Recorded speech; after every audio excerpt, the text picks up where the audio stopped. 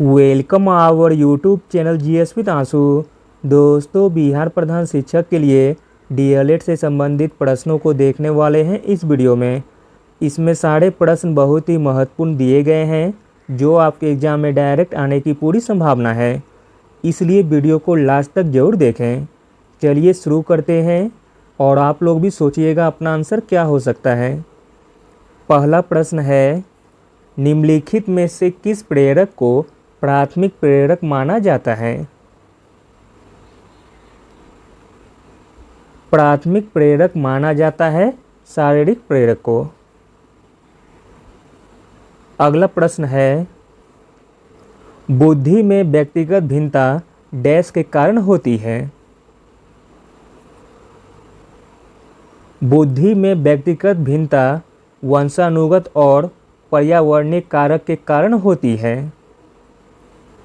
अगला प्रश्न है, एनसीईआरटी द्वारा कितने राष्ट्रीय पाठ्यचर्या रूपरेखा को प्रकाशित किया गया था?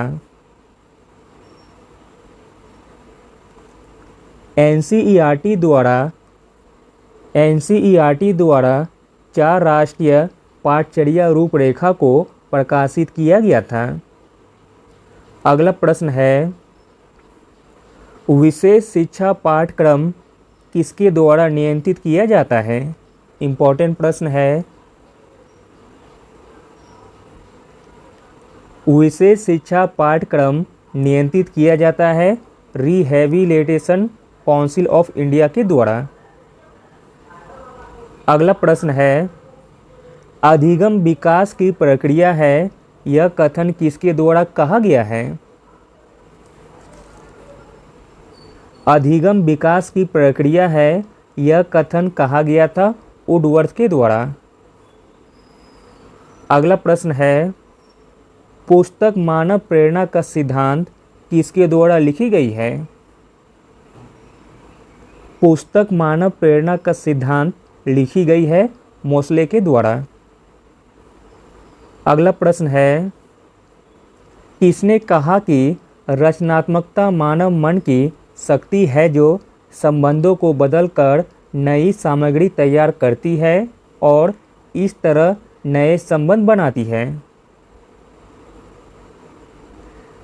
तो दोस्तों, यह कहा गया था स्पीयरमैन के द्वारा। अगला प्रश्न है, थॉर्नडाइक के अभ्यास के नियम के अनुसार व्यक्ति को क्या परिपूर्ण बनाता है? थॉर्नडाइक के अभ्यास के नियम के अनुसार व्यक्ति को अभ्यास परिपूर्ण बनाता है। अगला प्रश्न देखते हैं, शास्त्रीय अनुबंधन सिद्धांत की वकालत किसके द्वारा की गई थी? शास्त्रीय अनुबंधन सिद्धांत की वकालत की गई थी पावलोव के द्वारा। अगला प्रश्न है, डिस्लेक्सिया एक प्रकार का है? डिस्लेक्सिया एक प्रकार का है अधिगम अक्षमता।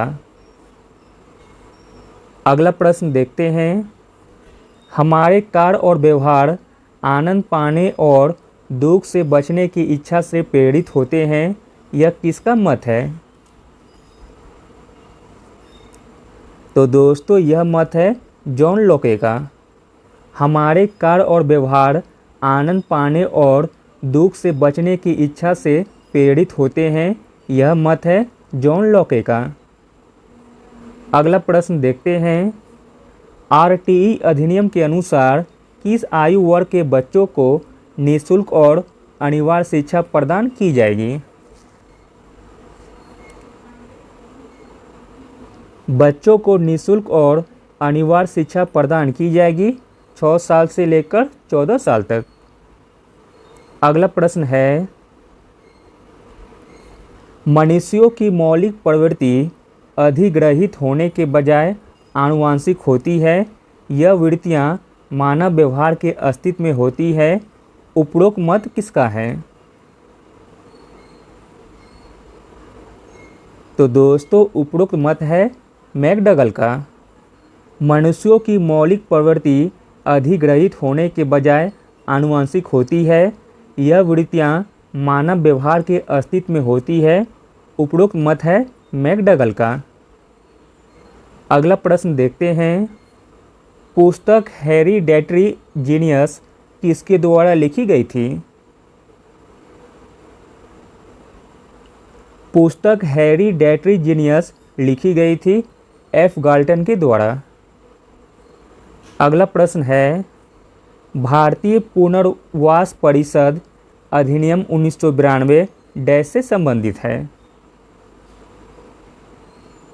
भारतीय पुनर्वास परिषद अधिनियम 1992 संबंधित है विशेष शिक्षा से। अगला प्रश्न देखते हैं, एनसीएफ 2005 किस संगठन द्वारा तैयार किया गया है? इम्पोर्टेंट प्रश्न है।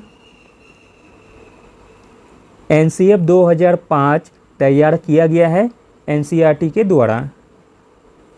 अगला प्रश्न देखते हैं, भारत की शिक्षा पर पहली राष्ट्रीय नीति निम्नलिखित में से किस समिति या आयोग की सिफारिशों का परिणाम थी? तो दोस्तों, भारत की शिक्षा पर पहली राष्ट्रीय नीति कोठारी आयोग की सिफारिश का परिणाम थी। कोठारी आयोग की स्थापना 1964 में की गई थी।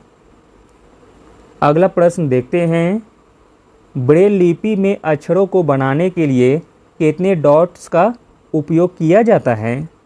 इम्पोर्टेंट प्रश्न है। ब्रेल लिपि में अक्षरों को बनाने के लिए 6 डॉट्स का उपयोग किया जाता है।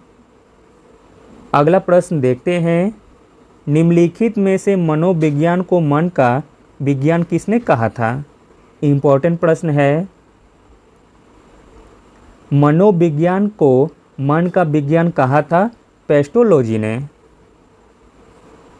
अगला प्रश्न है, मनोविज्ञान शिक्षा का आधारभूत विज्ञान है, यह किसने कहा है? मनोविज्ञान शिक्षा का आधारभूत विज्ञान है, यह कहा गया था स्नीकर के द्वारा। अगला प्रश्न देखते हैं, स्नीकर किस देश के वैज्ञानिक थे? स्नीकर वैज्ञानिक थे जापान देश के। अगला प्रश्न है, हिंदी अक्षरों को बालक किस आयु में पहचानते लगते हैं? हिंदी अक्षरों को बालक 5 वर्ष में पहचानने लगते हैं। अगला प्रश्न है, मनोविज्ञान को आत्मा का विज्ञान किसने कहा है? मनोविज्ञान को आत्मा का विज्ञान कहा है अरस्तु ने। अगला प्रश्न है, पियाजे की औपचारिक संक्रियात्मक अवस्था किस आयु अवधि तक मानी जाती है?